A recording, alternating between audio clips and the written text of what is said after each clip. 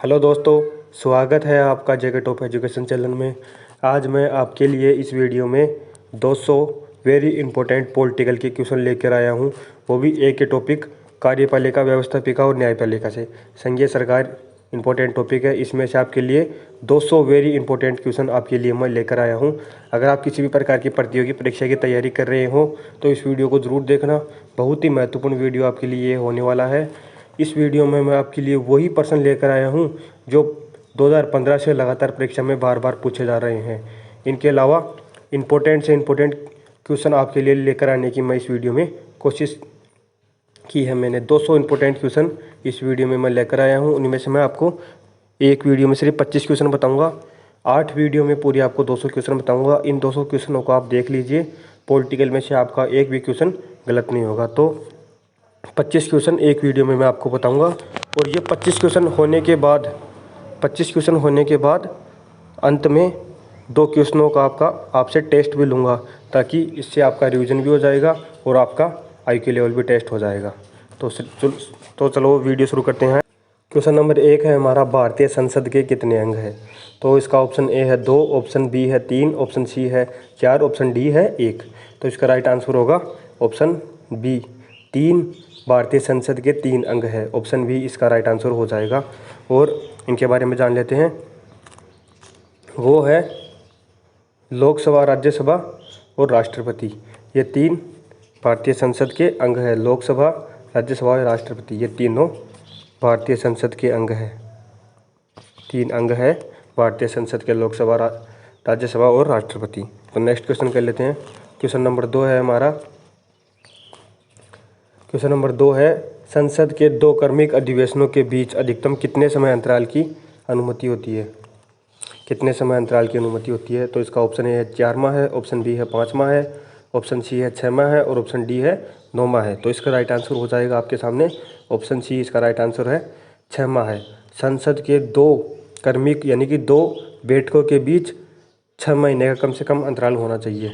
Important question है, पूछ सकता है, परीक्षा में बार बार पूछा भी जाता है। तो नेक्स्ट क्वेश्चन हम कर लेते हैं। क्वेश्चन नंबर 3 है, भारतीय संसद के दोनों सदनों की संयुक्त बैठक किस संबंध में होती है? दोनों सदन हैं लोकसभा और राज्यसभा। लोकसभा और राज्यसभा दोनों सदनों की संयुक्त बैठक होती है, ऑप्शन सी राइट आंसर इसका।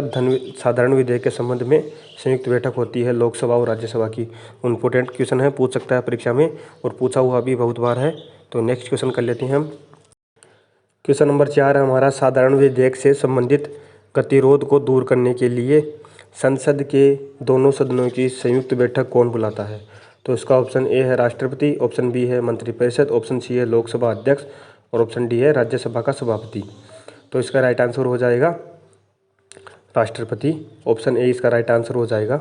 साधारण विधेयक से संबंधित गतिरोध को दूर करने के लिए संसद के दोनों सदनों की संयुक्त बैठक राष्ट्रपति बुलाता है, दोनों सदनों के गतिरोध को दूर करने के लिए। तो इसका ऑप्शन ए राइट आंसर हो जाएगा राष्ट्रपति। इंपॉर्टेंट क्वेश्चन है, पूछ सकता है परीक्षा में, पूछा हुआ भी है। नेक्स्ट क्वेश्चन कर लेते हैं। क्वेश्चन नंबर 5 है हमारा, कौन सी प्रथा संसदीय प्रणाली को भारत की देन है? कौन सी प्रथा संसदीय प्रणाली को भारत की देन है? तो इसका ऑप्शन ए है शून्यकाल, ऑप्शन बी है कटौती प्रस्ताव, ऑप्शन सी है स्थगत प्रस्ताव और ऑप्शन डी है मंत्रालयों की मांग का क्लोटिन किया जाना। तो इसका राइट आंसर हो जाएगा ऑप्शन ए शून्यकाल। ये प्रश्न बहुत बार परीक्षा में पूछा जा चुका है, तो इम्पोर्टेंट क्वेश्चन है, इसे याद रखना। तो नेक्स्ट क्वेश्चन हम कर लेते हैं हमारा। क्वेश्चन नंबर 6 है, संसद के किसी सदस्य की सदस्यता तब समाप्त समझी जाती है यदि वह बिना सदन को सूचित किए अनुपस्थित रहता है। संसद के किसी सदस्य की, यानी कि संसद का कोई सदस्य है, उसकी सदस्यता तब समाप्त समझी जाती है यदि वह बिना सदन को सूचित किए अनुपस्थित रहता है या बिना सदन को बताए अनुपस्थित रहता है, सदन में नहीं पहुंचता। तो इसका ऑप्शन ए है 60 दिन, ऑप्शन बी है 90 दिन, ऑप्शन सी है 120 दिन और ऑप्शन डी है 150 दिन। तो इसका राइट आंसर हो जाएगा 60 दिन, ऑप्शन ए इसका राइट आंसर होगा। यदि संसद का कोई भी सदस्य बिना बताए सदन से अनुपस्थित रहता है 60 दिन के लिए, तो उसकी सदस्यता समाप्त हो जाती है। इंपॉर्टेंट क्वेश्चन है, परीक्षा में बहुत बार पूछा जा चुका है। तो नेक्स्ट क्वेश्चन कर लेते हैं।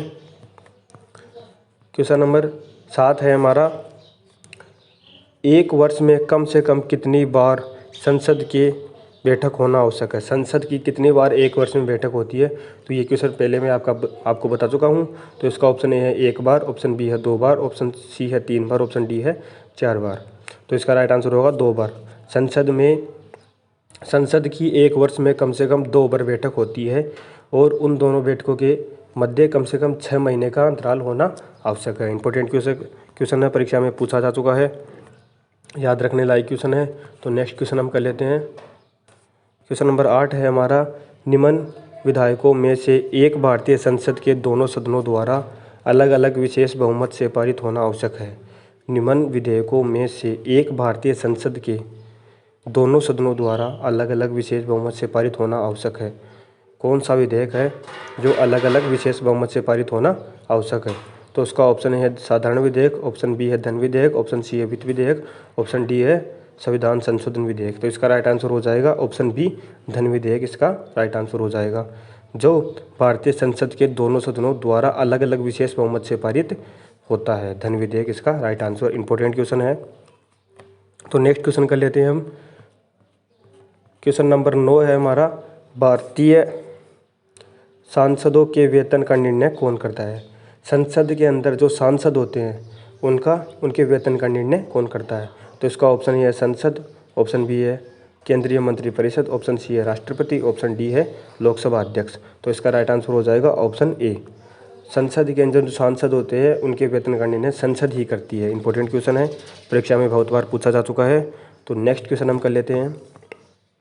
क्वेश्चन नंबर 10 है हमारा, संसदीय प्रणाली वाली सरकार को अन्य किस नाम से जाना जाता है? संसदीय प्रणाली वाली सरकार को अन्य किस नाम से जाना जाता है? तो इसका ऑप्शन है अनुक्रियाशील सरकार, ऑप्शन बी है उत्तरदायी सरकार, ऑप्शन सी है संघीय सरकार और ऑप्शन डी है संघ लोक सेवा आयोग। तो इसका राइट आंसर हो जाएगा ऑप्शन सी संघीय सरकार। संसदीय प्रणाली वाली सरकार को संघीय सरकार के नाम से जाना जाता है। इंपॉर्टेंट क्वेश्चन परीक्षा में पूछा जा चुका है। तो नेक्स्ट क्वेश्चन हम कर लेते हैं। क्वेश्चन नंबर 11 है हमारा, भारत की संचित निधि को धन निर्गम पर किसका अधिकार है? भारत की संचित निधि से धन निर्गम पर किसका नियंत्रण है?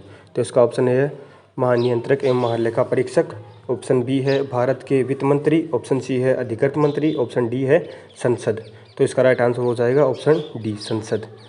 भारत की संचित निधि से धन निर्गम पर संसद का अधिकार है। इंपॉर्टेंट क्वेश्चन है, पूछ सकता है परीक्षा में। तो नेक्स्ट क्वेश्चन हम कर लेते हैं। क्वेश्चन नंबर 12 है हमारा, भारत में कार्यपालिका का अध्यक्ष कौन होता है? भारत में कार्यपालिका का अध्यक्ष कौन होता है? तो इसका ऑप्शन ए है राष्ट्रपति, ऑप्शन बी है प्रधानमंत्री, ऑप्शन सी है विरोधी दल का नेता और ऑप्शन डी है भारत सरकार का मुख्य सचिव। तो इसका राइट आंसर हो जाएगा राष्ट्रपति। राष्ट्रपति कार्यपालिका का अध्यक्ष होता है। इंपॉर्टेंट क्वेश्चन है, परीक्षा में बहुत बार पूछा जा चुका है। तो इस क्वेश्चन को आप ज़रूर से ज़रूर याद रखना। राष्ट्रपति होता है कार्यपालिका का अध्यक्ष, राष्ट्रपति। इंपॉर्टेंट क्वेश्चन है। अगर दोस्तों अभी तक आपने वीडियो लाइक नहीं की हो तो वीडियो को लाइक कर देना, चैनल को सब्सक्राइब कर देना और अपने दोस्तों को शेयर कर देना ताकि उन्हें भी इस वीडियो का फ़ायदा हो। अगर वो भी आपके दोस्त भी कोई प्रतियोगी परीक्षा की तैयारी कर रहे हो तो उनको ज़रूर से ज़रूर ये वीडियो भेज देना, शेयर कर देना। क्वेश्चन नंबर 13 है हमारा, राष्ट्रपति पद्धति में समस्त कार्यपालिका की शक्तियाँ किस में निहित होती है? ऑप्शन ए है राष्ट्रपति में, ऑप्शन बी है कैबिनेट में, ऑप्शन सी है व्यवस्थापिका में, ऑप्शन डी है उच्च सदन में।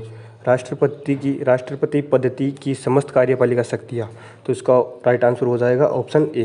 राष्ट्रपति की समस्त कार्यपालिका शक्तियाँ राष्ट्रपति में निहित होती है। इंपॉर्टेंट क्वेश्चन है, परीक्षा में बहुत बार पूछा जा चुका है।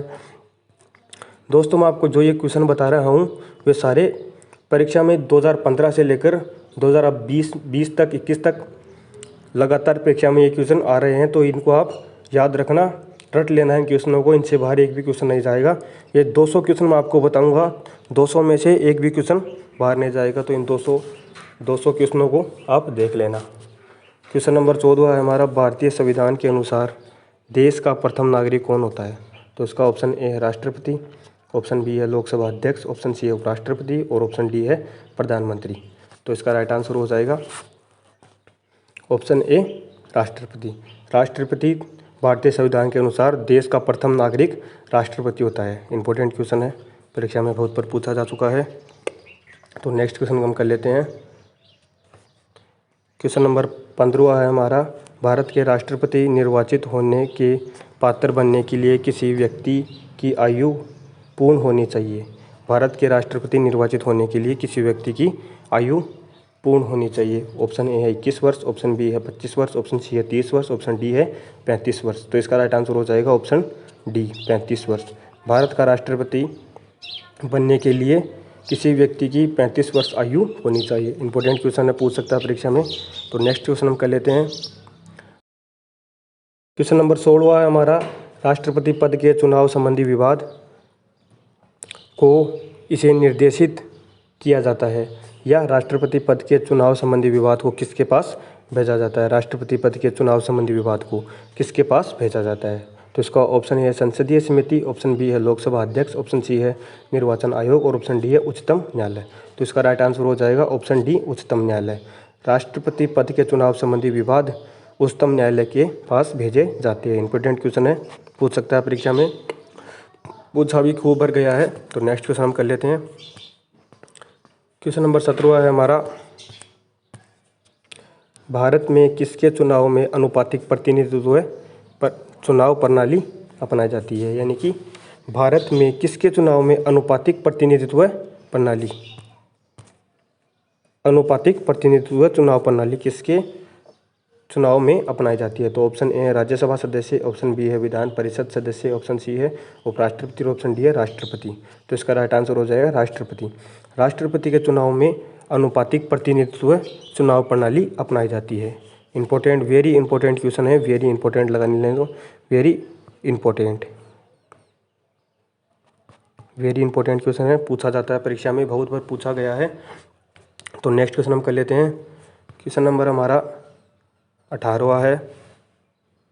18वां क्वेश्चन हमारा, भारत के राष्ट्रपति का चुनाव कितने वर्षों के लिए होता है। भारत के राष्ट्रपति का चुनाव कितने वर्षों के लिए होता है। तो इसका ऑप्शन ए है 6 वर्ष, ऑप्शन बी है 5 वर्ष, ऑप्शन सी है 4 वर्ष और ऑप्शन डी है 3 वर्ष।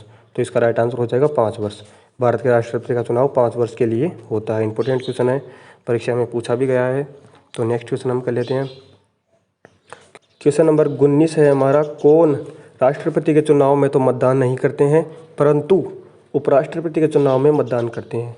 यानी कि राष्ट्रपति के चुनाव में तो मतदान नहीं करते हैं और उपराष्ट्रपति के चुनाव में मतदान करते हैं। तो इसका ऑप्शन ए है राज्य विधान परिषद के सदस्य, ऑप्शन बी है विधान सभा के सदस्य, ऑप्शन बी है राज्यसभा के सदस्य, ऑप्शन सी है विधानसभा के सदस्य और ऑप्शन डी है संसद के मनोनीत सदस्य। तो इसका राइट आंसर हो जाएगा ऑप्शन डी, ऑप्शन डी इसका राइट आंसर हो जाएगा, संसद के मनोनीत सदस्य। जो राष्ट्रपति का चुनाव, तो राष्ट्रपति का मतदान चुनाव में मतदान तो नहीं करते हैं परंतु उपराष्ट्रपति के चुनाव में मतदान करते हैं। इंपॉर्टेंट क्वेश्चन है, परीक्षा में पूछा गया है। तो नेक्स्ट क्वेश्चन हम कर लेते हैं। क्वेश्चन नंबर 20 है हमारा, राष्ट्रपति पर महाभियोग का आरोप संसद के किस सदन द्वारा लगाया जाता है। राष्ट्रपति पर महाभियोग का आरोप, संसद के महाभियोग का आरोप संसद के किस सदन द्वारा लगाया जाता है। तो इसका ऑप्शन है लोकसभा, ऑप्शन बी है राज्यसभा, ऑप्शन सी है संसद के किसी भी सदन द्वारा और ऑप्शन डी है उपरोक्त किसी के द्वारा नहीं। तो इसका राइट आंसर हो जाएगा ऑप्शन सी, इसका राइट आंसर हो जाएगा संसद के किसी भी सदन द्वारा राष्ट्रपति पर महाभियोग लगाया जा सकता है। इंपॉर्टेंट क्वेश्चन है, परीक्षा में पूछा गया है। तो नेक्स्ट क्वेश्चन हम कर लेते हैं। क्वेश्चन नंबर 21 है हमारा, भारत के प्रथम उपराष्ट्रपति कौन थे। इंपॉर्टेंट क्वेश्चन है, पूछ सकता है परीक्षा में। तो इसका ऑप्शन ए है जाकिर हुसैन, ऑप्शन बी है जेपी कृपलानी, ऑप्शन सी है गोपाल स्वरूप पाठक और ऑप्शन डी है डॉक्टर एस राधाकृष्णन। तो इसका राइट आंसर हो जाएगा option D, doctor S Radhakrishnan प्रथम उपराष्ट्रपति हैं भारत के।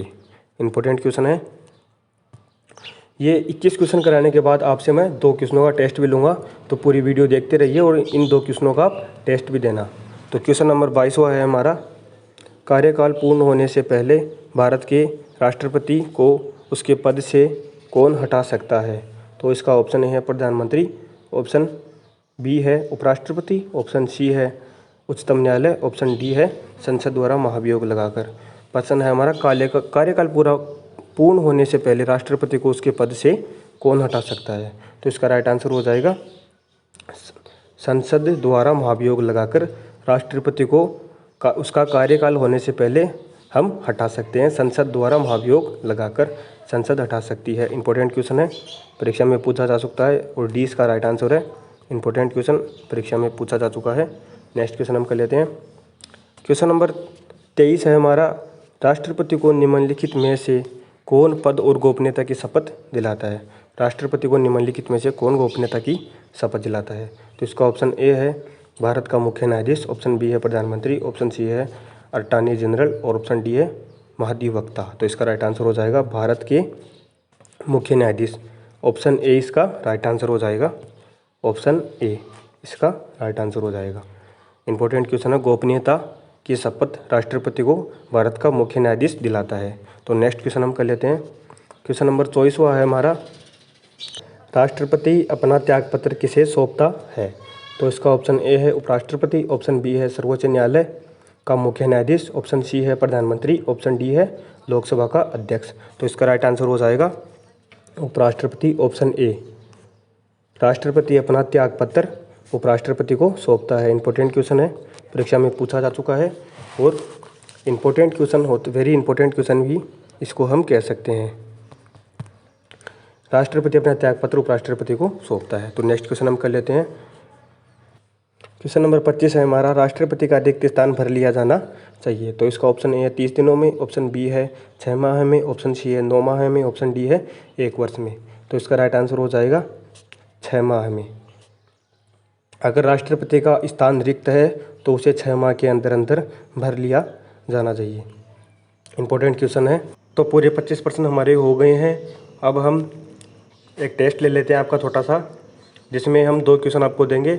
इन दो क्वेश्चनों का आप उत्तर हमें कमेंट बॉक्स में ज़रूर बताना, इससे आपका IQ लेवल टेस्ट चेक होगा। तो पहला क्वेश्चन है, भारत में कार्यपालिका का अध्यक्ष कौन होता है। भारत में कार्यपालिका का अध्यक्ष कौन होता है। और क्वेश्चन 2 है, कार्यकाल पूर्ण होने से पहले भारत के राष्ट्रपति को उसके पद से कौन हटा सकता है। यानी कि भारत के राष्ट्रपति का कार्यकाल पूर्ण होने से पहले उसे पद से कौन हटा सकता है। ये 2 क्वेश्चन हैं। इन दोनों क्वेश्चनों का उत्तर आप मुझे कमेंट बॉक्स में ज़रूर देना। तो कैसी लगी आज की आपको ये वीडियो। अगर वीडियो अच्छी लगी हो तो वीडियो को लाइक करना, चैनल को सब्सक्राइब करना और अपने दोस्तों को शेयर ज़रूर करना वीडियो को। धन्यवाद।